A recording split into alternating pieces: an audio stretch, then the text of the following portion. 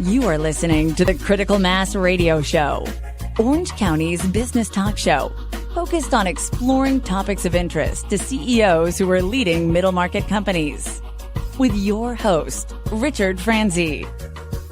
Hello and welcome to Orange County's longest running business talk show. And I am your host, Rick Franzi. We have a very good show. Dare I say, a great show planned for you because we have Matt Armand. He is the founder, president, CEO of Align Executive Search. Matt, welcome to the program.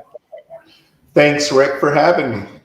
Let's get right into it. You've been in business for 8 years. What was your original motivation to begin and start Align Executive Search?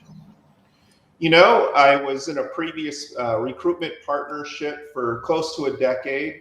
And for me, it was the next natural step for growth and progression. I wanted to learn how to really run a business, the inside, the outside. Previous to this, I was a top sales guy for a number of years. And it was really more the growth.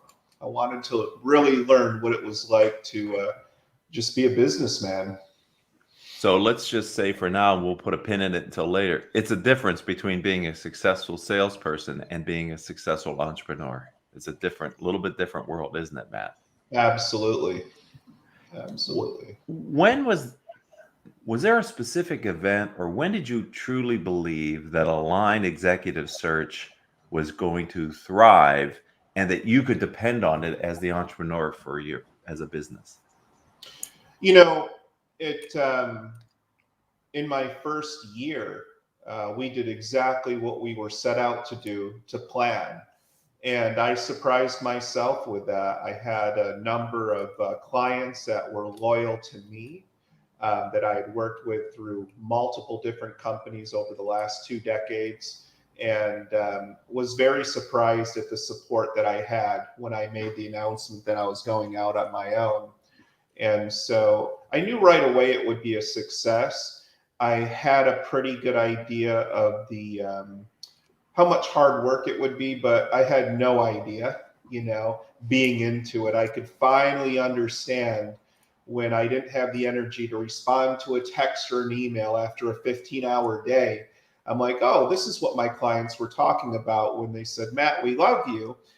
We will respond. We just didn't have time. And before that, I thought, well, what do you mean you don't have time? You don't have time, or you didn't make time? And so over the last 8 years, it's helped me to really see the other side of things. I'm sure over the years that you've been in business, the business might have had its challenges. I'm just wondering if there was ever a time that you were worried that the business might be at significant risk. Absolutely. How things look on paper versus reality. That was another thing I learned being in business for myself. And, there's every day is an adventure. It's a roller coaster. And in recruitment, especially, sometimes it feels like 3 steps forward and 2 steps backwards, And as I'm with different circles of business owners, there's not much when we all get in a room and we complain and air our grievances and talk about our successes. We're all kind of going through the same thing in the way of leadership and running a business. But yes, absolutely, I've lost sleep at times over checks coming in and cash flow. And boy, life was sure easier when I was just running a desk. I only had to worry about myself. And Right. The grass is always greener, So it hasn't been perfect, that's for sure. So what is it that your firm does? We're an executive search firm. So primarily what we do, Rick, is we cold call, we headhunt executive level professionals nationwide, primarily in healthcare. And we learn about the individuals, what their current work-life situation is, and we try to make an honest, better match with the client that we're pitching to them versus what they currently have. And so it takes a lot of attentiveness to detail and conversation. It's a very unselfish approach because oftentimes when we're working oftentimes when we're reaching out to people that are gainfully employed, they are happy, they are successful. We're bothering them during their day, reaching out to them out of the blue. But a lot of the people in an executive capacity can see the value in what we're trying to do. And the truth is, we can help them on a couple of different levels. We can help them with their own career, whether it be now or later. And we can also help them build their team. And so most people at a higher level can see that value, and they give us that space to connect with them. Our primary focus is healthcare. We do a little bit of staffing in accounting and finance, manufacturing, technology, and there was one more, engineering. So. Okay, so let's talk a little bit about your business. Why did you pick healthcare as a primary market? I first got into recruitment in around 2000. It was right around the crash, the dot-com. It was right around 9/11. And in the model that I was staffing in at that time, their focus was administration, primarily executive administrators, clerical support type. And back in that day, our model was to spend a half day internally interviewing people. And then the other half day, we would go out and canvas. I was in San Francisco at the time. And after 9/11, you couldn't walk into the skyscrapers, you couldn't canvas. And so it put a screeching halt on administrative staffing. Well, I got lucky. I did a reference check for an individual that I was working with on the candidate side into a private practice, hematology oncology. And when I went into that building to follow up and pass out some marketing material, I noticed there was a hum in these private practices that was blood and cancer research, plastic surgery, anything you might find in a private practice type setting. And so right away, I took off in staffing front office and back office level professionals, as the quality of my work had shown and the people that I was able to identify for my clients on the candidate side. As that was showing in the quality of our work, they started asking me to do clinical staffing, which at the time the firm I was with didn't have the aggregate insurance to cover that. And so I left that company. I joined another company that did clinical staffing, and my career kind of took off from there. And so primarily in the last 22 years that I've been in staffing, it's been healthcare. So we've read a lot about the Great Resignation. We've heard a lot about wage inflation, specifically in the healthcare space. Are those trends evident? And if so, what are you seeing as far as the hiring and sourcing of candidates in healthcare? Great question. I think in my little bit of experience in healthcare of most recent, and I say that in humility because my people are on the phone more than I am these days, and they're talking directly with candidates and clients. So they would probably be more qualified to answer this question. But I do know this, that healthcare workers are in very high demand. There's a lot expected from them. What we primarily staff in is a pretty regulated industry. Some joke around and they say that it's the second most regulated industry to nuclear power. We're in senior care. We do a lot of staffing in senior care. And in senior care, it's hit with a lot of regulations. There's been some most recent regulations that are increasing fines for understaffed nursing homes. And a lot of people have different opinions about that.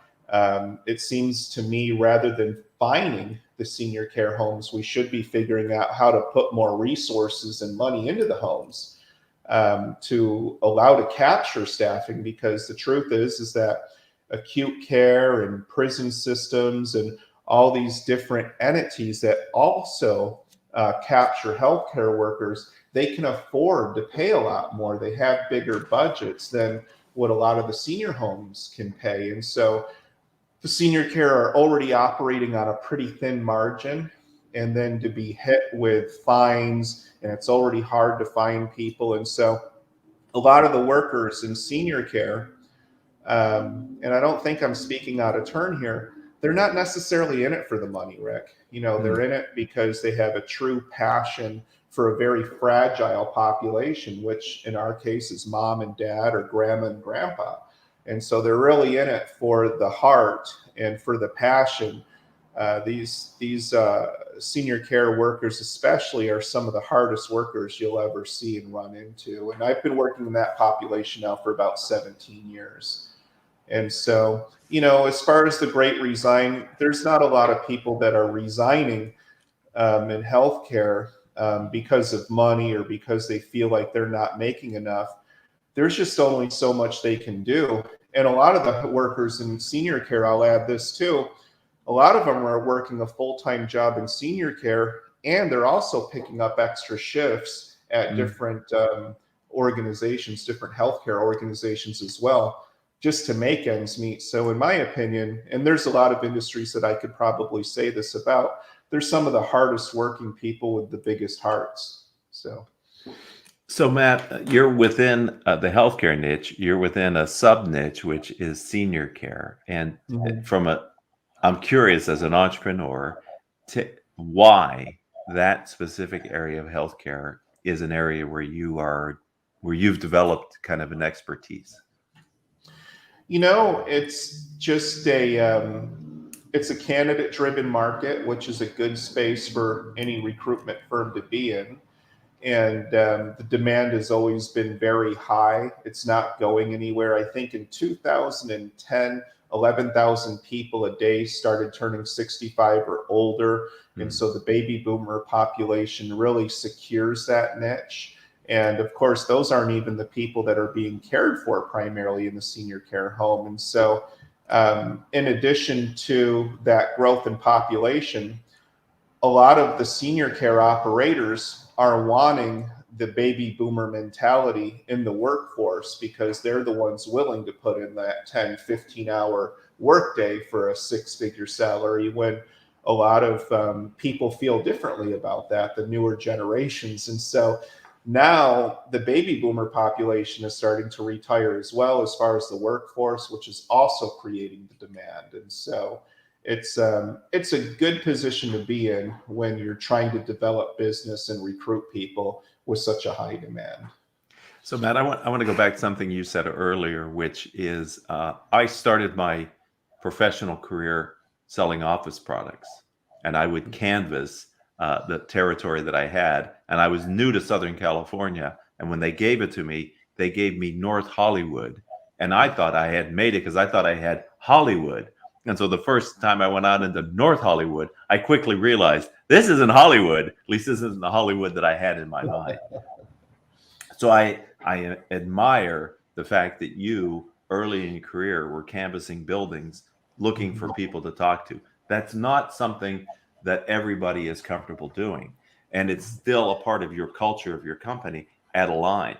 I'm wondering, what have you seen in the people that can do that type of work that you hire, that make those calls to the executive who isn't expecting to want to talk about the subject that your person is calling to talk about? What's the quality that you see in those people that make them successful? Obviously, you have that in your DNA as well.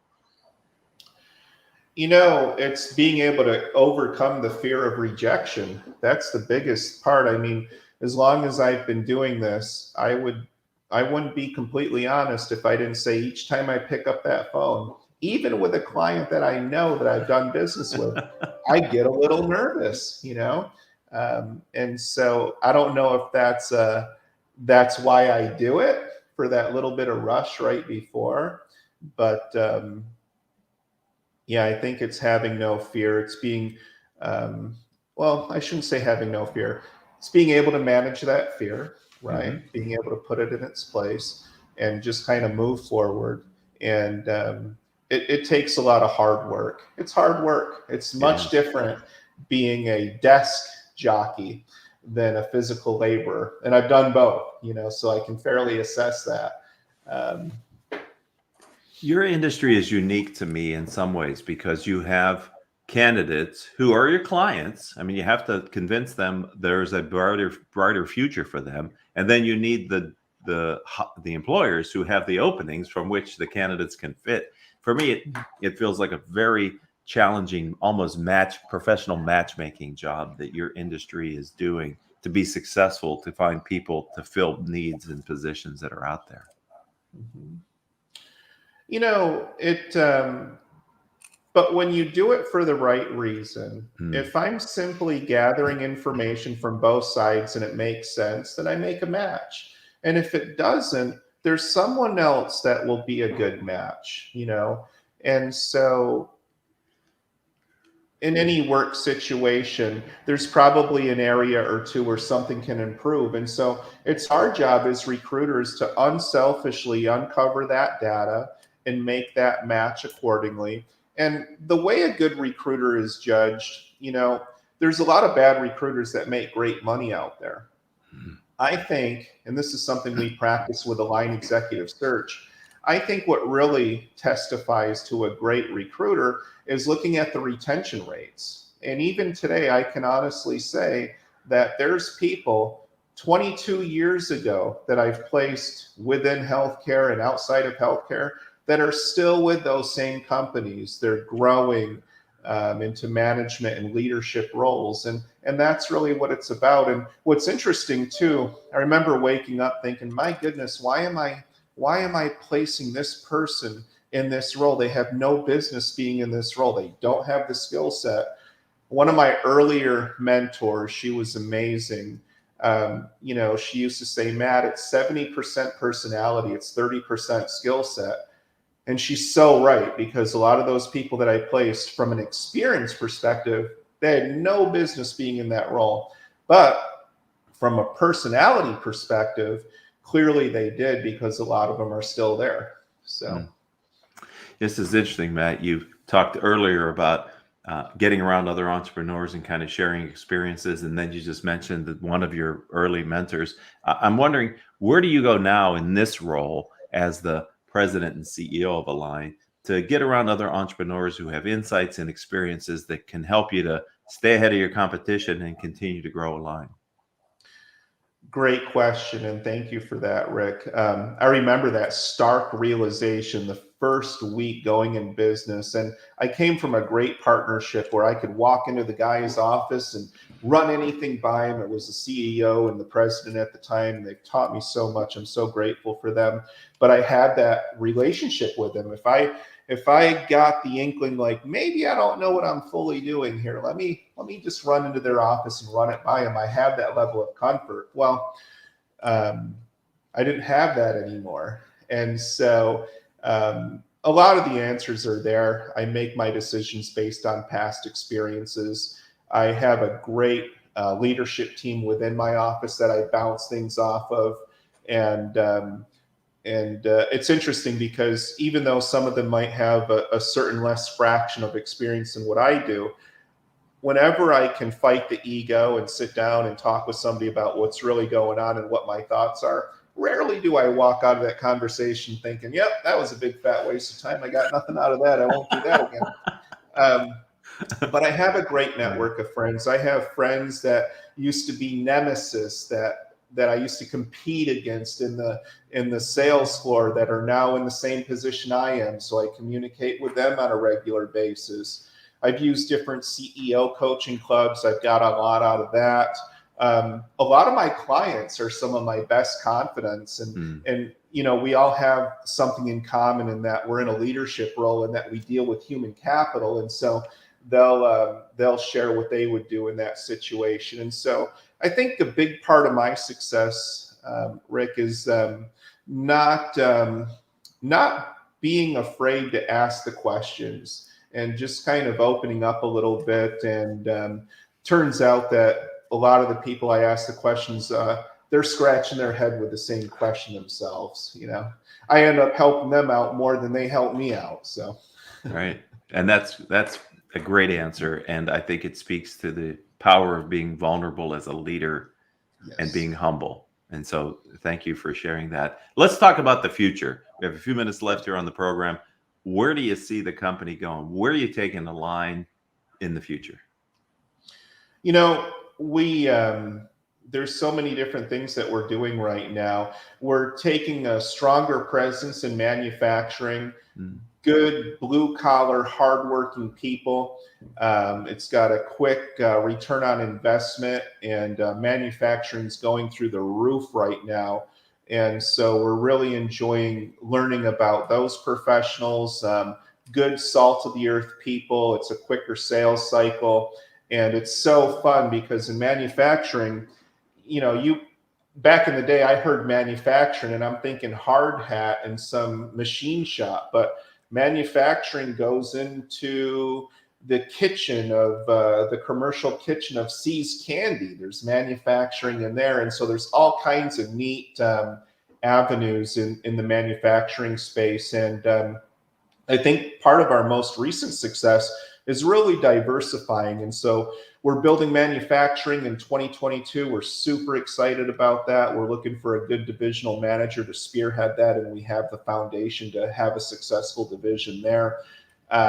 And then our accounting and financing is blowing up, so we're expanding that as well. So my hope is that we'll be able to get each department as large as our current healthcare department, but while doing so, doing it at a healthy pace with good, solid, loyal people. And so we're looking for professional, mature adults to come join the team with the line executive search. And we're having a lot of fun doing that. So in the future, growth, but at a healthy pace. So if someone listening today or in the future would like to reach out to you, how do they connect with you either on LinkedIn or learn more about your firm? You could give me a good old fashioned phone call at 949-313-1441. Of course, I'm on LinkedIn at Matt Armand, and I'm not too hard to get a hold of. I'm here every day from 8:30 to 5:30. So we know where to find you then, I guess, you Matt. know where to find me. Well, I appreciate your candor. You're giving us a little bit of your time to share your story and the story of your company and to be a part of our business community here in Orange County. Thank you. Rick, thank you for having me. It was a true pleasure. Folks, you've just listened to another segment of Orange County's longest running business talk show. Matt's episode was episode number 1357. If you're an Orange County entrepreneur and you'd like to tell your story, then connect with me on LinkedIn or reach out to me on my website. It's rickfranzi.com. And until the next chance we have to be together, I hope all of your business decisions will move your company in a positive direction.